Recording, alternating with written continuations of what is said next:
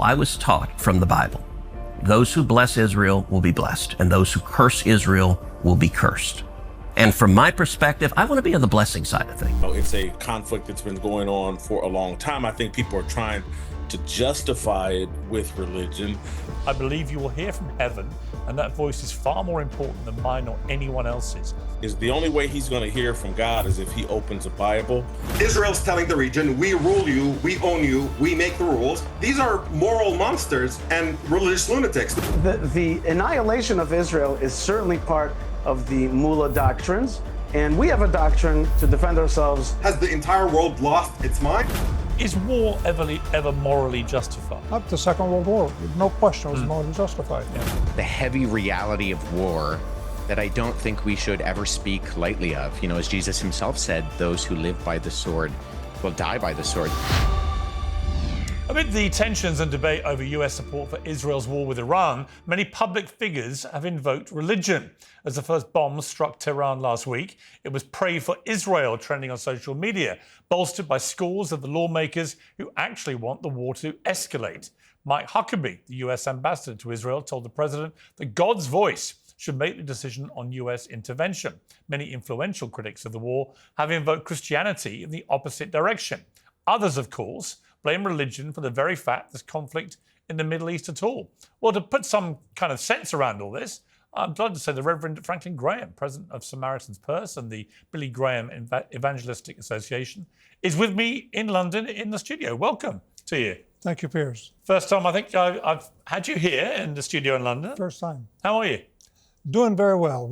I'm here in the city to preach at the Excel Center on Saturday night. Yeah. Always love preaching in London. And you were saying, very interestingly, just before we went on air, there's been a spike in church going in the UK. There, in the last 5 years, there's approximately 2 million more people in church on Sunday. And most of it is, a lot of it is young people. And I think what's happened, Piers, is young people looking for God. And they want to know how their sins can be forgiven, how they can have a relationship with God. And of course, Jesus Christ came to take our sins.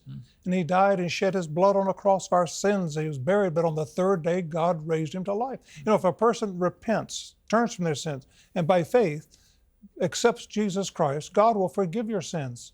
And Christ will come into your heart, to your life, and change you. And that's what young people are looking for. They're looking for a change, and they're finding that in Christ by huge numbers. Very interesting. Is that happening in America? It is, but not quite those numbers, but we're seeing this on college campuses. There's young people, again, searching for God, and they're being baptized. They baptize them in ponds and rivers at the school or in the back of a pickup truck. They fill it up with water and baptize them right there. It's incredible. Do you still pray for forgiveness for your sins? I have to ask God to forgive me every day. Are you still sinning, is really my point. Of course, absolutely. We all sin. I can't imagine you do any seriously bad sinning, do you? You know, the Jesus, put it to the thought, that if you look at a woman with lust in your heart, it's the same as though you have committed adultery. And so, yes, we all sin, but we ask for forgiveness. And if we put our faith and trust in Christ, we don't have to worry that we're going to be judged by God. He'll forgive us. What was the last sin you committed? Oh, let's see. Probably maybe even today. I saw, I think it was a Maserati. I thought, well, I'd love to have that car. But see, that's coveting. That's you can't do that. Is that either. a sin? Coveting? To want to drive a Maserati? I'd be in terrible trouble by this criteria. Let's turn to more serious things. A lot going on in the world. Yes. I was really struck knowing that you were going to come in by Mike Huckabee's, he's obviously the US ambassador to Israel now, former governor, and he texted Donald Trump about the importance of listening to God's voice. Yes. And I just want to read some of this for those who didn't see it. Mr. President, he texted, God spared you in Butler, Pennsylvania, to be the most consequential president in a century, maybe ever. The decisions on your shoulders, I would not want to be made by anybody else. You have many voices speaking to you, sir, but there's only one voice that matters, his voice. I am your appointed servant in this land, and I am available to you, but I do not try to get in your presence often because I trust your instincts. No president in my lifetime has been in a position like yours, not since Truman in 1945. I don't reach out to persuade you. only to encourage you. I believe you will hear from heaven, and that voice is far more important than mine or anyone else's. You sent me to Israel to be your eyes, ears, and voice, and to make sure our flag flies above our embassy. My job is to be the last one to leave. I will not abandon this post. Our flag will not come down. You did not seek this moment. This moment sought you. It is my honor to serve you, Mike Huckabee. Now, you then responded to this because Donald Trump posted this. He said, I agree with every word. Pray for Ambassador Huckabee as he serves in Israel during his difficult days, and pray for President Trump, and that all our leaders will listen to God's voice, the one that matters. Which is, I would have expected you to respond in that way. What was really fascinating is this follows Trump surviving an assassination attempt. Yes. And you and I talked, I think, after that, and we both talked to the president about how it really reinforced his faith in God. He genuinely believes that God had a will for him not to be killed that day. And he's expressed that to me privately. He's done that to you, I know. So there's that part of this flying around in terms of the context of what Huckabee said, but also this reference to not since Truman in 45, which was a really stark line in this text, I thought, because, of course, it was Truman that had to make the big call about the use of nuclear weapons. Yes, it is. So talk to me about this. When you first read the Huckabee text, what did you feel about it? Oh, I thought it was excellent. I thought it was so well written, Piers. To pray for the president and not to try. A lot of people do want to whisper into his ear and try to guide him and move him this direction or that direction. And I'll appreciate the fact that Ambassador Huckabee doesn't want to do that, but just wants to encourage him and to listen for God's voice. And he has the confidence that the president's going to do that. And I do too. I've seen a lot of people whisper in his ear, but at the end of the day, he pretty much does what he feels he's going to do. And he really, I think he does want to do God's will. And do you feel he's much more religious since the shooting? Because I certainly got that feeling from him, that he just believed he'd been given a second chance and this was God's will, and that since then he'd been praying a lot more.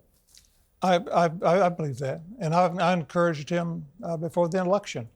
And I said, Mr. President, you could lose this thing. And my advice to you is when you get up in the morning, just roll out of bed onto your knees and just ask God for help. Just help me today. That's a prayer. Help me today, and that's all. And so I've encouraged him to. And does he still do that, do you think? I think so. Do you know? Does he tell you? Or? Well, I mean, I've reminded him several times, and he has told me that he said he's doing it. So every day Donald Trump drops to his knees. I don't know if he's doing this every day. Right. But that was my encouragement for him to do it every day. And how important it is to ask for God's wisdom. When you and I keep calling him Governor Huckabee, but Ambassador Huckabee, he alluded to this, these decisions that he has to make. I wouldn't want that job for anything in the world. And we need to pray that God does give him wisdom. Iran is a huge issue. And Iran, they've said that they want to wipe Israel off the face of the earth. Is it a religious war? You know, when I read Ambassador Huckabee's text, it looked like he was viewing this through the prism of potentially religious conflict. Oh, you can't deny the fact that religion is a part of this. It's not a part on the Israeli side. But Iran... Is it not, though? Because a number of the Israeli cabinet now, they do constantly invoke the Bible and religion and so on. I think there's some on the cabinet that do, but it's a secular nation. It really is. Like the United States, we're a secular country. We're not a religious country, even though there's a lot of people who worship God. But I believe for Iran, they are a state that is... I believe, wanting to, in Shia religion, to be able to wipe Israel off the face of the earth. And they have tried to do this through Hamas, the greatest slaughter of Jews since the Second World War came on. I've had people sit in that chair on the Palestinian side who've taken great umbrage when I've said that Hamas wanted to kill Jews for being Jewish.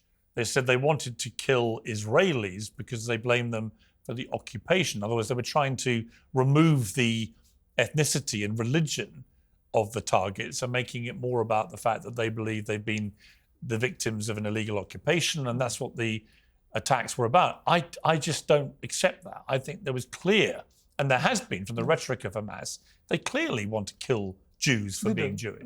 That's what I believe, Piers. And Israel, that is not they're not wanting to kill Muslims. They're wanting to defend themselves. They want to live in peace. They don't want this war. They want to be able to have their land that goes back 4,000 years, and they want to live there peacefully. So I appreciate the fact that Israel has restrained themselves in many ways. They have asked for these hostages to come home time and time again. And Hamas has refused to do it, and Israel has forced to go back to war.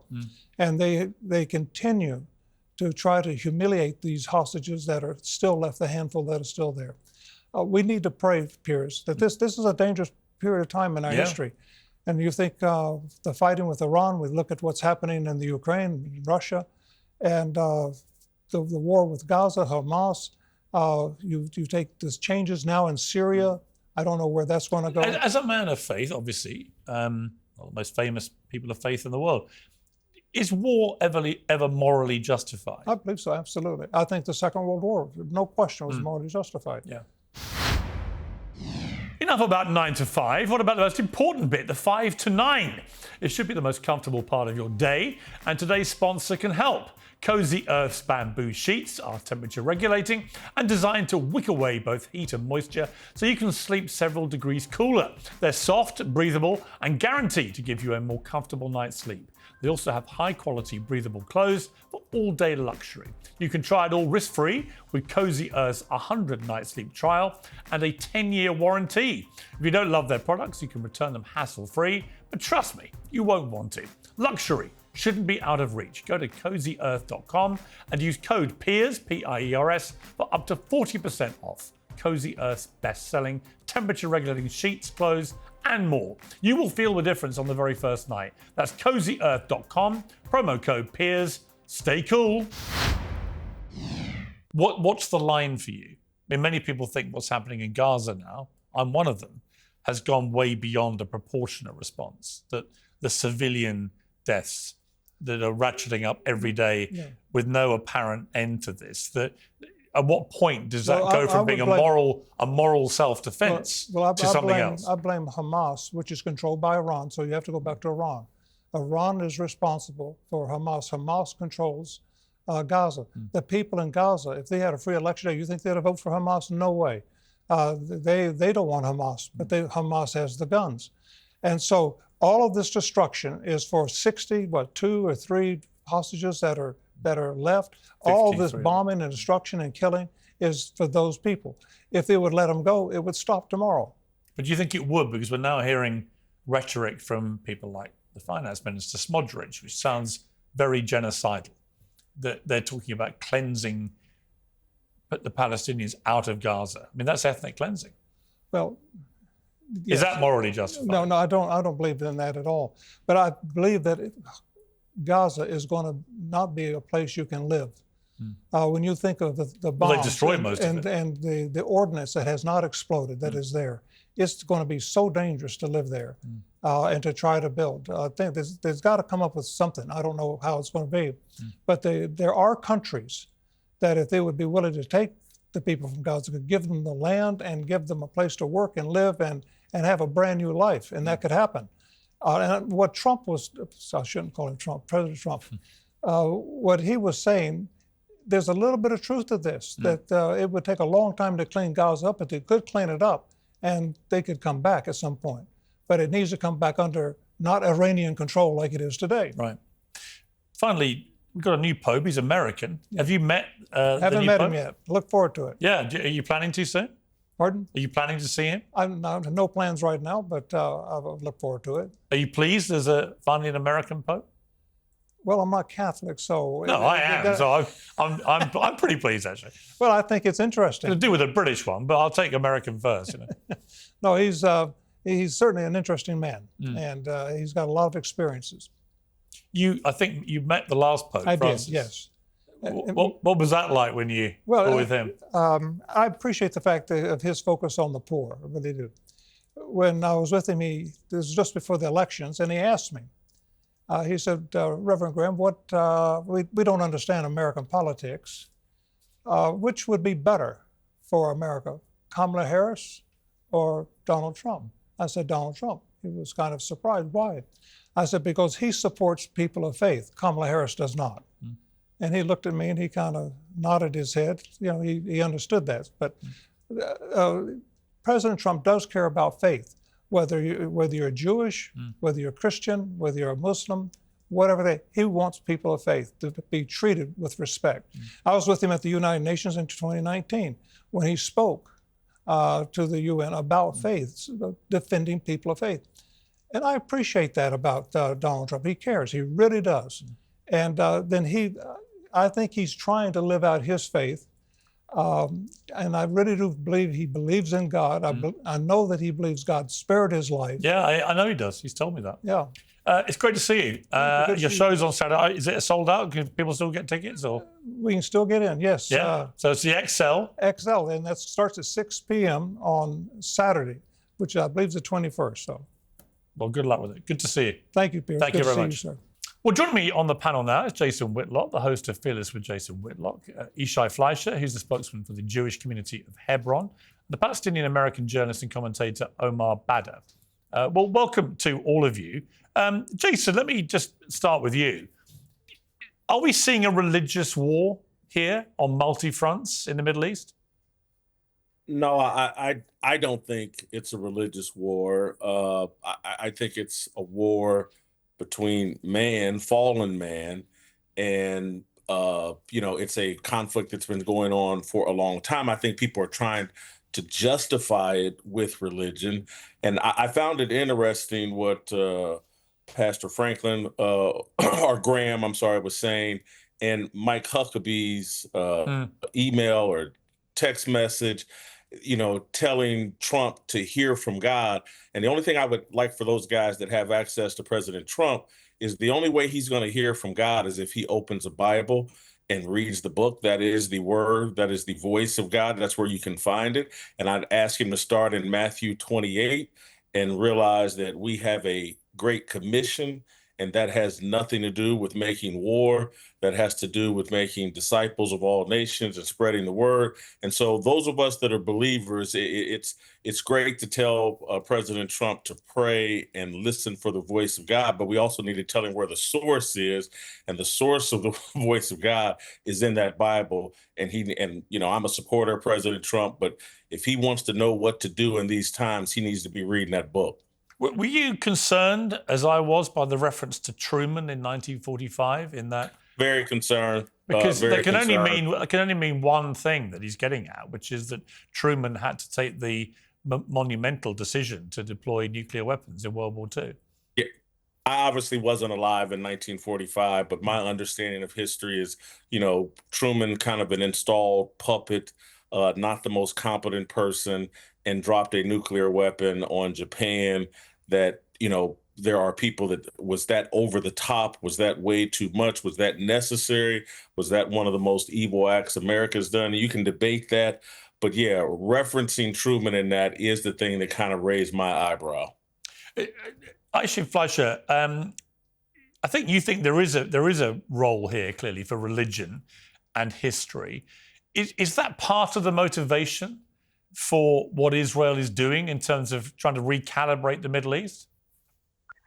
Well, we have a religious commandment to defend ourselves and to survive. The Jewish people are a persecuted lot, and therefore we have a religious obligation to survive. And we have survived for 3,500 years through that commandment. We also have a religious history in the land of Israel, and definitely one could see the ingathering of the Jewish people to the land of Israel, the revival of the Hebrew language, the revival of our economy, the revival of the Third Commonwealth, since we had two previous commonwealths in Jerusalem and in Israel. You could see that as a religious thing. There are many religious texts that will tell you that there will be an ingathering. With regarding to Iran, we have no religious doctrine to fight with Iran. We have a religious doctrine to defend ourselves. And Iran does have a religious doctrine I should say, not Iran, but the Iranian mullah regime, because I think there are millions of Iranians that are pro-Israel, that want to be liberated by what I call now the Liberation Nation, which is Israel. They want to see the end of that mullah regime. The mullah regime's got a clock running in Tehran for the destruction of Israel. I remember Ahmadinejad, former president, he used to, he had a podium that he would speak from. It said, a world without Zionism. So the annihilation of Israel is certainly part of the mullah doctrines. And we have a doctrine to defend ourselves and make sure that we continue to survive. And I think that's really what's happening here. Tax day has passed, but for millions of Americans, that's where the trouble begins. The IRS is now ramping up enforcement for those who missed the April deadline or still owe back taxes. Well, today's sponsor, Tax Network USA, can still help. If your books are a mess, if you're self-employed, or if you're a business owner, Tax Network USA specializes in cleaning up financial chaos and getting you back on track quickly. They say the IRS is applying enforcement pressure at levels they've never seen before. But even after the deadline, it's not too late to take control. The consultation is completely free. Acting now could stop penalties, threatening letters, and surprise levies before they escalate.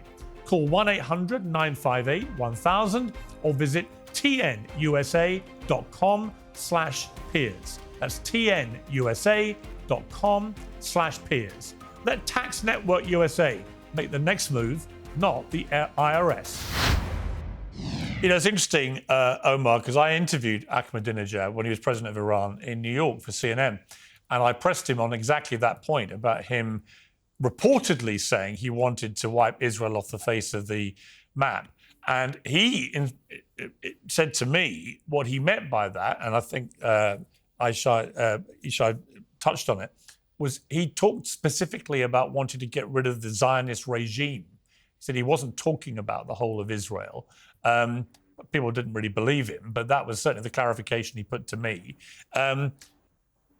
There's a sense, I think, from the people who are more sympathetic to Iran that they have been singled out here as the really bad people in the Middle East and therefore must get particularly rough treatment. What is your view of the validity of what Israel is doing here? To set the scene for it, Piers, let me just quickly put two countries up on the board, Iran and Israel, and just go through a very quick list. Which country has nuclear weapons and refuses to allow international inspectors to look at their nuclear program? Israel. Which country is expanding its territory by illegally occupying neighbors in Palestine, Lebanon, Syria? Israel. Which country's leaders are wanted by the International Criminal Court? Israel. Which country is currently committing genocide by starving and killing tens of thousands of children? Israel.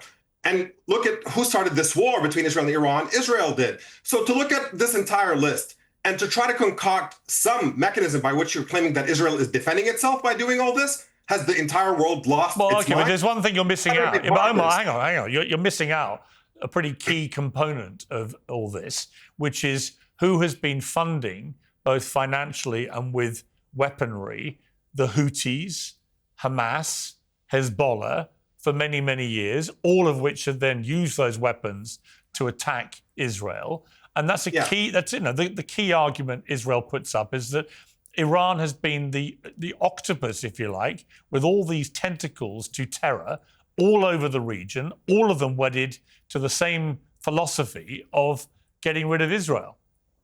A country that is minding its own business and being peaceful and reasonable can take legitimate issue with whether other countries are fighting militant groups that don't like them. Then you have a grievance. But when you are a country that is founded at the expense of another people by destroying Palestinian society, driving out hundreds of thousands of Palestinians out of their homes and destroying hundreds of Palestinian towns and villages, and it's not good enough for you, you're still engaging in this war of conquest, illegally expanding settlements in the West Bank, occupying and obliterating Gaza for the past several months, to say nothing of everything they've done before. You are not in a defensive posture. You are an occupying power. And yes, Iran is trying to expand its region and its influence in the region by arming groups that are fighting against Israel because they know that the entire region is infuriated with the way Israel is behaving. It is behaving like a country that is above the rules and above the law. They get to do whatever they want. And just to simplify this on a personal level, Piers, you accept that your government has weapons that you personally are not allowed to have because the relationship between you and your government is one in which they rule and you are a subject, in a sense. And Israel is insisting on that dynamic with the region. they get to have nuclear weapons. They get to do whatever they want. But if Iran ever builds a peaceful nuclear program that they might one day think they might turn into a military program of some sort, then Israel has the right to preemptively go and invade. Israel's telling the region, we rule you, we own you, we make the rules, and people in the region don't like it and are resisting. But do you view any of the activities of Hamas, Hezbollah, and the Houthis as terrorism, or do you view it all as resistance? International law is very, very clear that you can only target militants, you can't target civilians. So yes, these groups have engaged in legitimate resistance when they've attacked the Israeli military, and they've also engaged in war crimes or acts of terrorism when they've attacked civilians. Right, and do you accept that Iran has been supplying them all three groups with both financial support and weaponry? You can't look at that in isolation. Yes, of course, they've been supplying them with weaponry. So then but Omar, then I put it to you that you're putting a very one-sided framing of all this, because the reality is, by your own admission, Iran has been supplying, endorsing, helping, supporting three different terror groups who commit regular acts of terrorism. Some of it yes, you might talk away as resistance, but you've conceded a lot of it is just terrorism. So if you're Israel and you've got these three groups all using acts of terrorism against you, why the hell shouldn't you do something to defend yourself?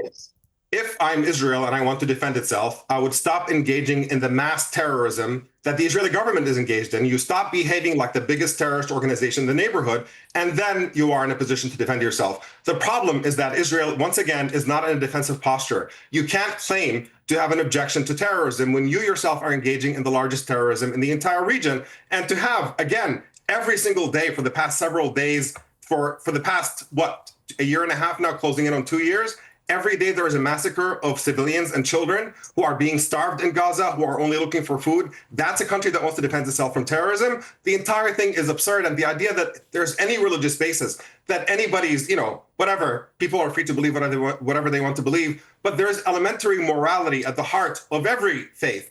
And any faith that suggests that Israel gets to do what it's doing and invoking that maybe Israel should nuke Iran or whatever else, these are moral monsters and religious lunatics. Those are the only people who can support what Israel is currently doing and encouraging even more escalation. All right, Jason Whitlock, this morality line, I've been very supportive of Israel's right to defend itself after the horrendous terror attacks of October the 7th. But recently I've been much more critical of what I've seen as the starvation blockade, no other way of calling it, the genocidal language coming out of some of the Israeli cabinet ministers like Smotrich and Ben-Gvir, the fact there's no apparent end plan for any of this other than, if we take them at their word, it involves removing all Palestinians from Gaza, the expansion of settlements in the West Bank and so on, which are, by most people's definition, illegal. They've carried on aggressively expanding, notwithstanding the war itself raging away. Where is the moral line here for you? Well, I don't know if I'm in position to judge the moral line. It's a very complicated issue. Where I do stand on this as a Christian and as an American is I don't want to be involved. You have two sides arguing, hey, terrorist actions are coming from Israel, terrorist actions are being financed by Iran, and the people on the Iran side and Hamas side are saying America is funding Israel's terrorist acts against the people in Gaza and Palestinians. And so what I would like to see America do is remove itself from that, become more isolationist in an area where there has been so much conflict, years and years and years of conflict, so many allegations on both sides. I get why there's so much animus towards America, because just like Israel is saying, hey, Iran is financing these terrorist acts, Iran is saying America is financing Israel's terrorist acts.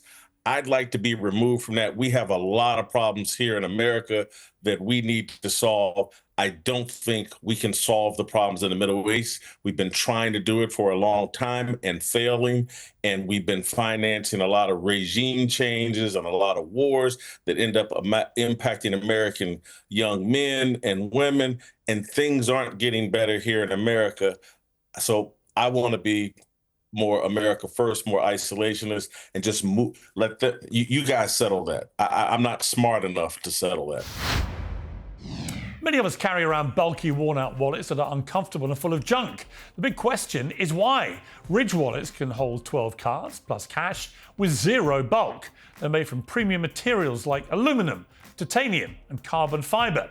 And they're built with RFID blocking technology to defend your cards against digital theft. Ridge offers a lifetime warranty, so this might be the last wallet you ever need. The same lifetime guarantee applies to their key cases, suitcases and rings. All of them come with free shipping and a 99-day trial. For a limited time, get 10% off at Ridge by using code PIERS, P-I-E-R-S, at checkout. Just head to ridge.com and use code PIERS. After you purchase, they will ask you where you heard about them, so please support our show and tell them I sent you. Okay, Yishai, the one question that has been resolutely not answered very well by people on the Israeli side is why is it that Israel can be so concerned about everybody else's ability to have nuclear weapons in the Middle East, and yet itself, everybody knows Israel has a large nuclear defense armory, but they never admit it. No government has admitted it, and they don't lay themselves open to any of the normal checks and balances that go with being a nuclear power. Why is Israel given this extraordinary pass on nuclear weapons? I've never seen the Israeli nuclear armament, so I can't say for sure. But, just like you, that's what we've heard all these years. And I think that if Israel indeed does have nuclear weapons, it's probably because we are responsible. We are a responsible country in the region that is the power broker, that is the defender, that is the responsible grown-up around there. And if you give nuclear arms to the Jews and the Israelis, that's one thing. And if you give it to the Iranian regime, which murders its own people in the streets every day, which has a whole suppression police, which funds terrorism, as you noted earlier, like these guys are going to use it in a bad way. So I think it's very simple. But you think Israel is behaving and the jihadist Iranian regime? Yeah, but I would say, do you think that anything that Israel's currently doing in Gaza can be described as responsible? Well, we had to destroy the Hamas organization. And, Piers, on many of your shows, which I watch, you talk a lot about genocidal language. You talk a lot about you grill people on the numbers. And I wanted to ask you, where's your responsibility as a journalist to ask the most basic question, which is, why isn't the world allowing for refugees, right? When you in Ukraine, Russia, there are 4.25 million refugees that are spread all over Europe. In the Syrian civil conflict, there are 6.8 million refugees. They're in Turkey, they're in Europe. When you have a war conflict, you try to save people, non-combatants. You help them move out of the way. And nobody is allowing Egypt, an Arab country bordering Gaza, is not allowing Arabs to come in there to be refugees just to save their lives. Could it be that the reason that some of these players don't want the most natural thing, which is refugees, which is, by the way, part of international law? International law says the starting point for international protection is the admission of people fleeing persecution and violence to a territory where they could seek asylum and find safety. Where is that? Where is the call for that? That's the most obvious and basic thing. So if you don't have a call for that, then the people that are left there are collateral damage. They're getting hurt. And then people like you are like, what? There's like almost a genocide over there. Yeah, help them get out of the way. Help them get out of harm's way. Well, look, my response to that would be that it's pretty clear from what people like Smodrich are saying, they don't want any Palestinians coming back. They don't believe in a refugee program. They believe in ethnic cleansing. They want all Palestinians out of the Gaza Strip irrevocably. And I'm asking you, Piers, that's not a refugee. Forget Smotrich. Listen, I happen to agree with you. I happen to agree with you that the neighbouring Arab countries could be doing more. I don't dispute that for a moment. They block Arabs from going in.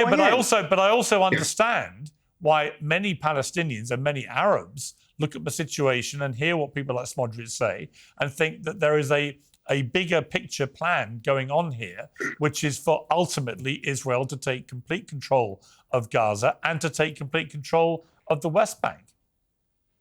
Piers, can I just demonstrate real quick let how me answer you. Yishai is Well, really hang being... on, Hold on, Omar. just one second. Let me just Omar, I finish. will come to you. Hold on I just want Yishai to respond to that point. I'll answer this quickly. The answer is like this. We don't have a war with Arabs. We don't have a war with Palestinians. We don't have a war with Islam. We have a war with jihadism. It happens to be that a lot of people in Gaza are pro-Hamas. We saw all the videos. We know that. And so jihadists got to leave. They can't be inside our country, and they can't be on our borders.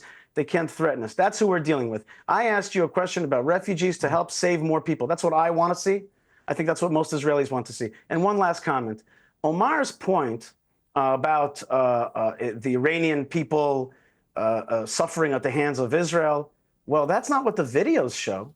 The videos all over TikTok and Telegram is of Iranians celebrating and calling for the end of the regime and thanking Israel and being on the side of destroying the oppressive regime that rules them. I mean, to deny that and to make it look like Omar's version is the only version out there is just a laughable joke. You could just see it on all over the social media. We see that the Iranian people want the end of that regime. They want Israel to bomb those nuclear installations, to have a safe Israel. I was in Florida buying a suit. Iranian lady who was working there, she saw that I was Jewish and Israeli. She's like, I love Israel. I want to help you. I explained to her what I do in this world. She's like, let me help you pick out a suit. You've got to save our people. She says the boys that are protesters, they get taken down into dungeons and their eyes get gouged out by this regime. Save us.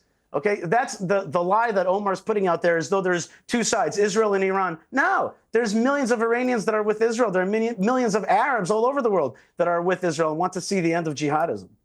Okay, all right. Omar, final word to you. Sure. First, on the refugee issue, I mean, yes, absolutely. Unfortunately for Yishai, he can pretend he's concerned about them, but he can't turn on Israeli television without every politician and commentator salivating at the idea of driving Palestinians out. So there's obviously a plot to ethnically cleanse Palestinians, and he's here just being coy and disingenuous. And if he were serious, if he were actually concerned about the refugees in Gaza and getting them to safety, why doesn't Israel take them? They could very easily open their borders and let refugees from Gaza into Israel. He doesn't do that. He wants somebody else to do it because he's trying to get rid of Palestinians who live in that area. So that's the just utterly ridiculous proposition that he's putting forward, and how easily it is to demonstrate how full of crap he is on this point. And finally, on the issue of Iran, note that, of course, there's going to be some pockets of Iranians who are celebrating. There are clueless people that you can find in any society who are willing to applaud whatever foreign invasion of their country they want. But Israel is killing Iranian civilians by the hundreds. It's what Iranians are watching in the destruction that is happening in Tehran.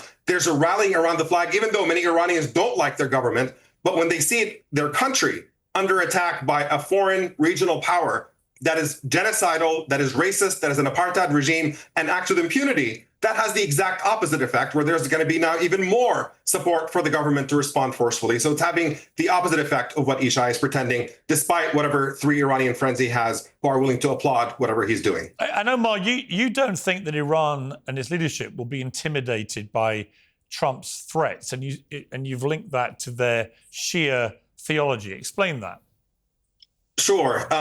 There is one of the biggest religious holidays for Shia Muslims is commemorating the killing of Hussein, in which they recount his story, in which he was put between the choice of either accepting a confrontation that he definitely cannot win or a humiliating surrender. And you see on that day, every single year, literally millions of Shias around the world chanting in unison, "We would never accept a humiliating surrender." That is the slogan.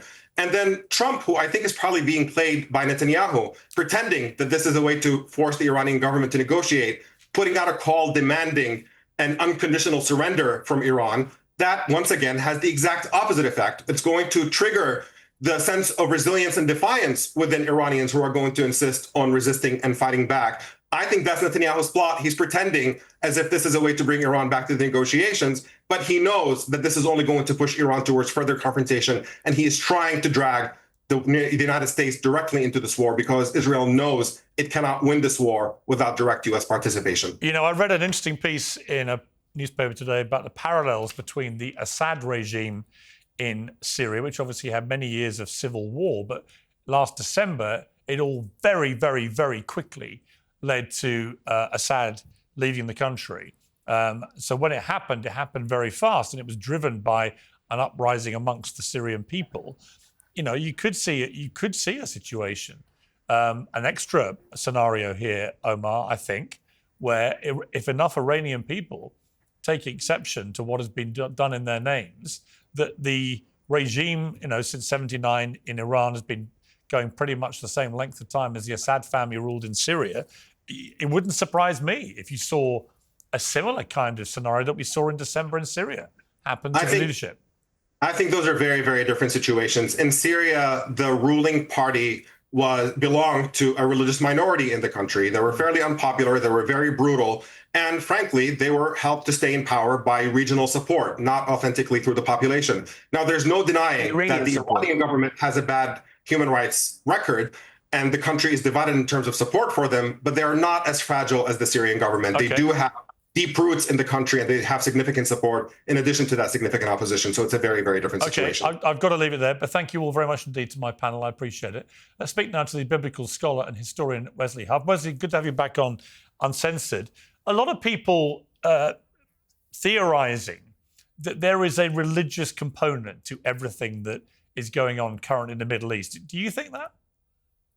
Yeah, well, let me right off the bat say that my area is not geopolitics, and so I can't speak to whether any one particular nation or group right now has fulfilled some sort of criteria for just war in the very recent past. That's, I think, for others to say. But what I can speak to, Piers, are the ways that the Bible and Christian heritage that I share in have considered this very complicated topic over the centuries, because it would be somewhat foolhardy to forget that the heavy reality of war that I don't think we should ever speak lightly of. As Jesus himself said, those who live by the sword will die by the sword. So we see throughout Christian scripture in places like Ephesians chapter 6 and 2 Corinthians 10, the topic of waging war with preaching and words and persuasion rather than weapons. And so I think we should aim to persuade people if we can. But the reality of broken humanity that even, the conversations that we've all been having, you personally have been having even just now, is that not all people can be persuaded. And so theory and philosophizing about what should happen in an ideal world often get muddy when the rubber hits the road of this beautiful yet broken world that we live in. I know that you don't, you're not a pacifist, but it's interesting where the moral line is for people in terms of when war is justified. Sometimes you could look at a conflict like World War II, and you can say, well, clearly the Nazis represented an existential threat to the world and had to be defeated. So therefore, waging war against them was a necessity and morally justified. But a lot of other conflicts, including what is happening in the Middle East, many would argue, are much more complicated, much more nuanced, much more historical in terms of their complexity. How do we work out what is moral in that kind of scenario? Yeah, it's a very important question. Just war theory is a theory that portrayed, well, let me say right off the bat, actually, just war is not holy war. And I think that's important right off the bat, Piers, because jihad and just war are concepts that are completely in different universes. The idea of just war that we kind of tease out, especially when we're talking about very complicated geopolitical issues like we're discussing this morning, come from these ideas in the late 3rd and early 4th centuries, where soldiers would come to Christian clergy and intellectuals seeking advice regarding their careers. So we have records of Roman tribunes writing to people like St. Augustine, asking whether it's possible to provide state security in a vaguely Christian way. And so we had these records of individuals like Augustine writing, a seminal work, City of God, right after the sacking of Rome by the Visigoths in August 24th of 410 AD. And he doesn't write to make sense of the violence viewed, but to point out that no earthly realm, not even a Christian empire, could be an eternal city, which was what Rome was thought of. For a long time, it was referred to as the eternal city. And Augustine points out that the only city that will ever be eternal is in the hereafter, and when things are made new. And so until then, in this fallen in-between time, there is some necessity for state to enforce and restrain evil for the sake of good. You threaten my neighbor, I have to intervene, Augustine says. You're not being moved by persuasion, and so I must force you to stop. But Augustine is clear when he talks about just war that it's never holy and certainly not happy, even in victory. So war should only ever be done in kind of the Christian tradition that large portion of the West stands in defense of innocent people, and for the idea of not for the idea of trying to wipe out people off the face of the earth or some sort of private interest that's evil. And that victories, celebration should even come with tears and remorse. Really interesting. I had a debate the other day with a pro-Palestinian guest who was arguing that Hamas had not targeted people based on their religion, i.e. being Jewish, or their ethnicity, but on the fact that they objected to what they saw as an illegal occupation of Gaza and so on. And that was what inspired it. It wasn't a religious war in the sense that you just explained. I mean, do you think there's validity to that, or is that nonsense? I mean, it's complicated when you factor in Islam and the fact that it is far more of a politico-religious movement. It's very different in the inception of Islam in the 7th century than the inception of Christianity. And even when we look at certain instances of, atrocities done in the name of Christianity throughout history, something, maybe the Crusades are coming to mind for certain peoples. The Christian worldview makes the atrocities within the Crusades problematic. So what do you call the Crusades conducted under the banner of Muhammad? Well, you call it business as usual. He was a warlord, and so to fight in his legacy is expected, but to do so under the banner of the cross should seem ironic because Christ died for his enemies. And Christianity makes sense of our justifiably cringe, mentality when we see some of these problematic situations throughout history where people are trying to invoke Christianity or religion in those ways. But it is complicated. These are multivalent issues that encompass, all sorts of factors. Fascinating. Wesley Huff, great to have you back. Thank you very much. Very good to be here. Thank you. Piers Morgan Uncensored is proudly independent. The only boss around here is me. If you enjoy our show, we ask for only one simple thing. Hit subscribe on YouTube and follow Piers Morgan Uncensored on Spotify and Apple Podcasts. And in return, we will continue our mission to inform, irritate, and entertain. And we'll do it all for free. Independent, uncensored media has never been more critical, and we couldn't do it without you.